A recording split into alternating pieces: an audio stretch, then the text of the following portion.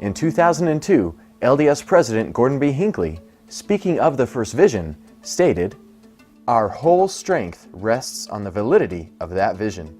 It either occurred or it did not occur. If it did not, then this work is a fraud. If it did, then it is the most wonderful and important work under the heavens." This quote illustrates the prime importance that the first vision holds for the LDS Church today. But this does not seem to have always been the case. The Mormon Church was incorporated in 1830, the same year as the publication of the Book of Mormon. But the first vision was not published in America until 1842, 22 years after it had supposedly taken place. And it was not accepted by the Church as official canon until 1880.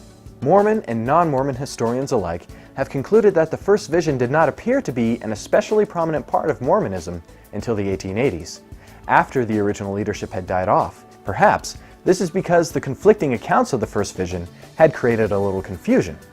Between 1845 and 1883, Joseph Smith's mother, brother, and at least 7 LDS presidents and apostles made statements indicating that Joseph had been visited by an angel, not God or Jesus. Most of these quotes come from official church sermons in the Journal of Discourses. Strangely, some of the people who made these statements had, at other times, made statements that do line up with the official story. This is significant because the church bases many of its key doctrines on the idea that God and Jesus did appear to Smith, including the beliefs that God has a human body of flesh, and the anti-Trinitarian belief that God and Jesus are completely separate personages. And here, we have the probable reason why the exact account and importance of the first vision changed over time.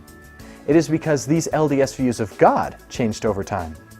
The original 1830 edition of the Book of Mormon contains verses that support the traditional Christian views of God, all of which contradict the current Mormon doctrines just described. It wasn't until the later scriptures were released, the Doctrine and Covenants and Pearl of Great Price, that these traditional Christian beliefs and the first vision morphed into the current Mormon doctrines concerning the nature of God. Roughly 190 years later, any confusion that might have existed has gelled into a firm set of beliefs. And these beliefs rest so strongly on the veracity of the first vision that, as Gordon B. Hinckley put it, if it didn't happen, then the church is a fraud. Weigh those powerful words against the facts, and come check out our references at ldsvideo.org.